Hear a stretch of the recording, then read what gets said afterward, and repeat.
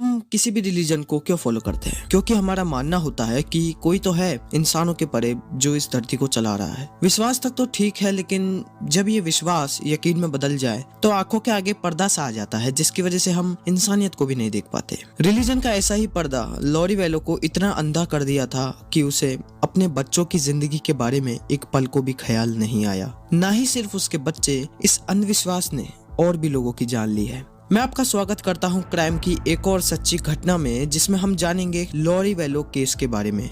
इस केस को पढ़ने के बाद आपके दिमाग में दो चीजें तो क्लियर हो जाएगी कि रिलीजन में अंधविश्वास कितना ज्यादा खतरनाक हो सकता है, और दूसरा कि बच्चा तो हर औरत पैदा कर सकती है, लेकिन माँ हर औरत नहीं बन सकती। लॉरी वेलो का जन्म जून 26, 1973 को यूएस के कैलिफोर्निया में हुआ था। लॉरी के दो भाई और एक बहन भी थी। लॉरी का बचपन भी एक आम लड़की की तरह डॉल्स के साथ खेल खेल के बीता। एलिमेंट्री स्कूल को पार करने के बाद लॉरी हाई स्कूल में चली जाती है, जहां पर उसकी मुलाकात होती है नेल्सन से, जिसके साथ वो मात्र 19 की उम्र में शादी कर लेती है। लेकिन मेरे हिसाब से लॉरी उन लड़कियों में से आती है जिनकी शादी ज्यादा टाइम तक टिकती नहीं है। लॉरी एंड नेल्सन की शादी कुछ समय बाद ही टूट जाती है, लेकिन कुछ समय बाद ही लॉरी को विलियम नाम का लड़का मिलता है, जिसके साथ वो शादी कर लेती है। बाद में इन्हें एक बच्चा भी होता है जिसका नाम रखा गया कॉल्बी। बट जैसा कि मैंने बताया था, लॉरी की शादी ज्यादा टाइम तक टिकती नहीं है, तो ये शादी भी एक डिवोर्स के साथ टूट गई। कुछ साल बाद लॉरी एंथनी रायन से शादी कर लेती है, जिसके बाद 2002 में टायली का जन्म होता है। लेकिन हर बार की तरह इस बार भी डिवोर्स के साथ इस रिश्ते का दी एंड हो जाता है। मगर लॉरी को इन सब से कोई फर्क नहीं पड़ता था, उसके लिए ये सब कपड़े बदलना जैसा था। एंड ऑफ कोर्स इस शादी के बाद और डिवोर्स के बाद वो दोबारा से शादी कर लेती है। 2006 में लॉरी चार्ल्स वेलो नामक व्यक्ति से शादी कर लेती है, मगर इस बार ये रिश्ता नहीं टूटा, क्योंकि बच्चे भी चार्ल्स वेलो से खुश थे और लॉरी को भी कोई दिक्कत नहीं थी। बच्चों को भी लगा कि चलो अब जाके उनकी मम्मी ने ब्रेक लगाया और फाइनली उन्हें कोई ऐसा मिल गया जिन्हें वो पिता कह के बुला सके। ये परिवार वाकई में बहुत खुश था, लेकिन इनके परिवार की खुशियों को 4 चांद लग गए जब इन्होंने जेजे को अडॉप्ट किया। जेजे यानी जोशुआ जैक्सन चार्ल्स वेलो का भतीजा था, जिसकी रेख देख करने वाला कोई था नहीं। ये देख चार्ल्स और लॉरी ने सोचा कि क्यों ना हम जेजे को अडॉप्ट कर ले। किसी को कोई आपत्ति नहीं थी, तो जेजे को अडॉप्ट कर लिया गया एंड वो भी इस परिवार का हिस्सा बन गया। जेजे के आने के बाद मानो ऐसा लगा कि ये परिवार अब पूरा हो चुका है। लेकिन शायद एक चीज मैं आपको बताना भूल गया लॉरी के बारे में। लॉरी एक बहुत ही ज्यादा रिलीजियस लेडी थी, बहुत ही ज्यादा। पता नहीं क्यों उसे ऐसा लगने लगा कि उसका पति इतना धार्मिक नहीं है। उसे लगा कि इसे भी बदल देना चाहिए, just because he was not enough religious to her. उसकी सोच की वजह से उनके रिश्ते में दरार तो आ ही रही थी। बातें न करना, हस्बैंड को इग्नोर करना, ये सब तो उसके लिए कॉमन हो गया था। अब जैसा कि मैंने बताया कि वो एक रिलीजियस लेडी थी, तो कई रिलीजियस ग्रुप्स में उसका आना जाना रहता था। इन्हीं ग्रुप्स में उसकी मुलाकात हुई चैड डेबल से। लॉरी तो पगलेट थी ही, लेकिन चैड उससे भी बड़ा वाला था। अगर ये इस बंदे से नहीं मिली होती तो इस परिवार में इतना ज्यादा दुख नहीं आता। सीरियसली बिल्कुल नहीं आता। चैड डेबल एक प्रो रिलीजियस पर्सन था, प्लस वो एक ऑथर भी था जो कि रिलीजियस बुक्स लिखता था। उसकी शादी भी हो चुकी थी एंड बच्चे भी थे।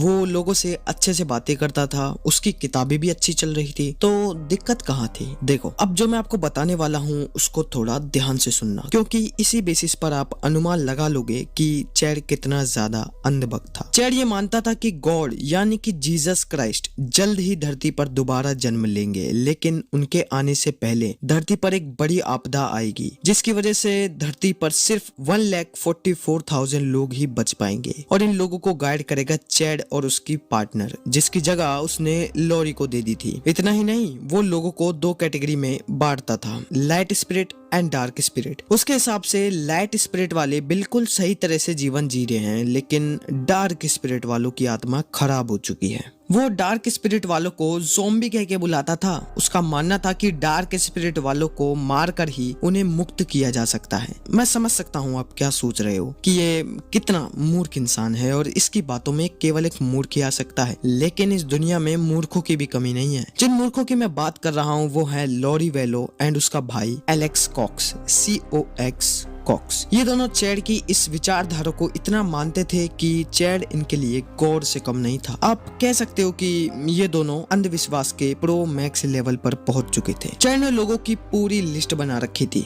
कि कौन लाइट स्पिरिट वाला है, कौन डार्क, और चैड डार्क स्पिरिट वालों पर हमला करवा देता था जान से मारने के लिए। उफ, बड़ा ही कॉम्प्लिकेटेड केस है। चैड की बातों में आके लॉरी बदलती जा रही थी एंड चार्ल्स को भी ये बदलाव साफ साफ दिख रहा था। कहीं ना कहीं से चार्ल्स को भी पता चल गया कि उसकी बीवी का एक चैड जैसे मूर्ख के साथ चक्कर चल रहा है। चार्ल्स ने पूरी कोशिश करी अपने बच्चों को या अपने परिवार को लॉरी की सच्चाई बताने की, लेकिन किसी ने भी उसकी नहीं सुनी। लॉरी ऑलरेडी डिवोर्स के मामले में प्रो खिलाड़ी थी, तो उसने अपने बच्चों को बहला फुसला कर अपने अंडर ले लिया। चार्ल्स को सिर्फ वीकेंड में ही अपने बच्चों से मिलने दिया जाता था। सही में अगर चार्ल्स की ये लोग सुन लेते ना तो काफी ड्रामा अवॉइड किया जा सकता था। जुलाई 11, 2019 को वो अपने बच्चों से मिलने जा रहा था। वहां पहुंचकर उसने एलेक्स यानी कि लॉरी के भाई पर अटैक कर दिया, जिसके बाद एलेक्स ने उसे गोली मारकर खत्म कर दिया। इसे सेल्फ डिफेंस का नाम दिया गया। ये सब तो पुलिस की रिपोर्ट के अकॉर्डिंग है, लेकिन आप अगर मेरा ओपिनियन सुनना चाहें तो ये प्री प्लान मर्डर था। लॉरी को अच्छे से पता था कि चार्ल्स अपने बच्चों से मिलने आने वाला है, इसलिए लॉरी ने पहले से ही अपने भाई एलेक्स को घर पर बुला रखा था। सेल्फ डिफेंस तो बहाना था, उनका मोटिव ही चार्ल्स को मारना था, जिसमें वो सक्सेसफुल रहे। बट स्टिल ये सिर्फ मेरा ओपिनियन है। इस इंसिडेंट के बाद लॉरी टाइली और जेजे को लेकर एक दूसरी जगह चली जाती है। ये जगह चैड का ही घर था, पर किसी को पता नहीं था कि वो कहाँ चली गई। में ऐसी औरतें ना बहुत खतरनाक होती है, किसी न्यूक्लियर वेपन से भी खतरनाक होती है। लेकिन अब हमें हमारा फोकस लॉरी से हटा के चैड पर लाना होगा। जैसा कि मैंने बताया था, चैड शादीशुदा था। उसमें और उसकी बीवी में किसी भी तरह की कोई भी अनबन नहीं थी। सबको पता था कि ये दोनों हैप्पी कपल है, तो कोई ऐसा शक वक था नहीं इनके ऊपर। एक दिन चैड की वाइफ शॉपिंग करके घर आ रही थी। गाड़ी से सामान निकालते वक्त किसी अनजान ने उस पर हमला कर दिया। हालांकि टेमी को यानी कि चैड की वाइफ को इस हमले में किसी भी तरह की चोट नहीं आई, पर वो अनजान पकड़ा नहीं गया। इस इंसिडेंट के बारे में टेमी ने फेसबुक पर भी बताया था। इससे आप अनुमान लगा तो सकते हैं कि टेमी की जान को खतरा तो था। इस इंसिडेंट के कुछ ही हफ्तों बाद टेमी की डेथ हो गई। चैड ने बताया कि रात भर टेमी जोर जोर से खांस रही थी एंड सुबह वो उसे मरी हुई मिली। आई नो आपको शक हो रहा है, थोड़ा धैर्य रखो, आगे चल के सब सामने होगा। टेमी की मौत के बाद उसका कोई पोस्टमार्टम नहीं किया गया कि सच पता चल सके। उसका फ्यूनरल होता है एंड उसे गाड़ दिया जाता है। अब देखो, एज आई टोल्ड यू, लॉरी टाइली और जेजे को लेकर एक सीक्रेट जगह चली गई थी, जो कि चैड का ही घर था। ये बात आपको पता है, मुझे पता है, लेकिन सबको नहीं पता था। वहां पहुंचने के कुछ हफ्तों बाद ही टाइली और जेजे का कनेक्शन अपने परिवार से पूरी तरह टूट जाता है। यहाँ परिवार से मेरा मतलब ये है कि लॉरी के अलावा भी परिवार में लोग थे जो कि टाइली और जेजे की परवाह करते थे। वो जब भी टाइली या जेजे से कांटेक्ट करने की कोशिश करते तो कांटेक्ट नहीं हो पाता था। बच्चों से तो कोई रिस्पॉन्स आता नहीं था, तो वो लॉरी से ही इसका जवाब मांगते थे कि बच्चे आखिर कहाँ चले गए एंड वो क्यों उनसे बात नहीं कर रहे। लॉरी जवाब देती थी कि बच्चे सेफ है, हम सब सेफ है, आप चिंता मत करो। मगर फिर भी वो बच्चों की बात घर वालों से नहीं करा रही थी। देखते देखते महीनों बीत गए। अपने पोता पोती की शक्ल देखने के लिए टाइली और जेजे के ग्रैंड पेरेंट्स तरस रहे थे, मगर बच्चों की कोई खैर खबर उन्हें नहीं मिल रही थी। फिर एक दिन उन्हें पता चलता है कि लॉरी हवाई में है और वहाँ उसने चैड नाम के बंदे से शादी कर ली है। एक तरफ आपके बच्चे गायब हैं, घर वाले आपके बच्चों का पता पूछ रहे हैं, वहीं दूसरी तरफ अपने पति के मर जाने के कुछ महीनों बाद ही आप अपने लाइफ की 5वीं शादी कर रहे हो। सिर्फ इतना ही नहीं, चैड अपनी बीवी टेमी के मरने के सिर्फ 2 हफ्तों बाद ही ये शादी कर रहा था। जी बिल्कुल, टेमी को मरे सिर्फ 2 हफ्ते हुए थे, 2 हफ्ते भी नहीं, 13 दिन। बच्चों का आता पता नहीं है, पति को मरे ज्यादा टाइम नहीं हुआ, एक की तो अभी अभी बीवी मरी है एंड यहाँ आप रंगरलिया मचा रहे हो। ऑफ कोर्स ये सब देखने के बाद किसको शक नहीं होगा। आपको एक चीज और मैं बता दूं, ये केस तब तक इंटरनेशनल लेवल पे बहुत फैल चुका था। हवाई में भी लोग जब भी चैड एंड लॉरी को देखते थे तो वो भी उनसे पूछते थे कि बच्चे कहाँ गए। Where are your kids? No comment? They've been missing for 4 months. You have nothing to say? Chad के ऐसे असली रंग देखने के बाद लोगों को लगने लगा कि शायद टैमी की मौत नेचुरल नहीं थी। वो जमीन खोदकर उसकी लाश को बाहर निकालते हैं, यानी उसके कॉफिन को बाहर निकालते हैं एंड उसका पोस्टमार्टम किया जाता है। पोस्टमार्टम के बाद ये तो क्लियर हो गया कि टैमी की मौत नेचुरल तो बिल्कुल नहीं थी। उसको कुछ तो ऐसा दिया गया था जिसके रिएक्शन से उसकी डेथ हुई थी। तो अब चैड एंड लॉरी को पकड़ने की एक और वजह मिल गई थी। हवाई में ही पुलिस उन्हें अरेस्ट कर लेती है। अरेस्ट करने के बाद पूरी कोशिश की जाती है कि इनके मुंह से बच्चों का या टैमी की मौत का कुछ तो पता निकलवाया जाए, मगर वो दोनों कोई जवाब नहीं दे रहे थे। वहीं दूसरी तरफ टायली एंड जेजे के ग्रैंड पेरेंट्स बहुत वरीड थे। उन्होंने रिवॉर्ड्स वगैरह भी दे रखे थे कि उनकी खोज में जो भी मदद करेगा उसे पैसा मिलेगा, मगर फिर भी उनका कोई पता नहीं चला। पुलिस बहुत तगड़े लेवल पर इन्वेस्टिगेशन कर रही थी। उनके पास चैड एंड लॉरी के फोन भी जब्त थे, तो वो उनके पर्सनल मैसेजेस वगैरह भी पढ़ रहे थे। उन्हीं मैसेजेस में से उन्हें एक मैसेज बहुत अजीब लगा। वो मैसेज चैड का था। उसमें चैड ने लिखा था कि आज मुझे एक बड़ा सा रकून दिखाई दिया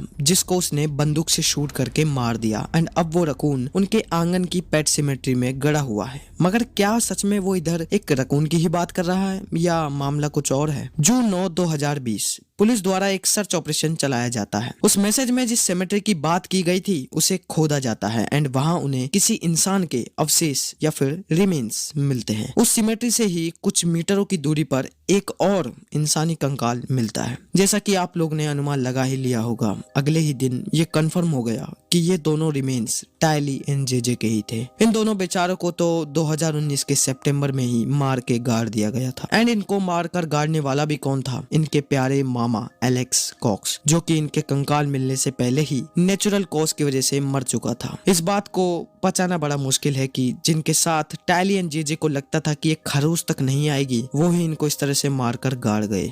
जब चैड एंड लॉरी का ट्रायल होना था तब कोर्ट ने पाया कि लॉरी अभी मेंटली अनफिट है ट्रायल के लिए, तो इनके ट्रायल को पोस्टपोन कर दिया गया। फॉर्चुनेटली 2023 में इनका ट्रायल शुरू हो चुका है, बट अभी भी कोर्ट कंक्लूजन पे नहीं पहुंचा है। वैसे मैं चाहूंगा कि कोर्ट इन्हें डेथ पेनल्टी ही दे, क्योंकि कई मासूमों की मौत हुई है इनकी वजह से। अंत में मैं यही कहना चाहूंगा कि लॉरी जैसी औरतें जितनी कम पैदा हो उतना ही सही है। उसको किसी को भी मारने का कोई रिग्रेट नहीं है। इवन वो अपनी 5वीं शादी भी तब करती है जब वो अपने बच्चों को कुछ समय पहले ही मारकर या मरवाकर गाड़ के आई थी। और अगर इसकी जैसी औरतों को चैड जैसा जीवन साथी मिल जाता है तब तो ये सोने पे सुहागा हो जाता है। रिलीजन को कभी भी इतने कट्टरपन से या इतने अंधविश्वास से मत फॉलो करो कि आपकी वजह से दूसरों की भी लाइफ अफेक्ट हो। बाकी मुझे दुख है कि चार्ल्स, टैमी, टायली एंड जेजे को अभी तक जस्टिस नहीं मिला है। इस दुनिया में सबसे बुरी मौत आग से या किसी और तरीके से मरकर नहीं होती, बल्कि अपनों के ही धोखे से मिली मौत इस दुनिया की सबसे दर्दनाक मौत होती है।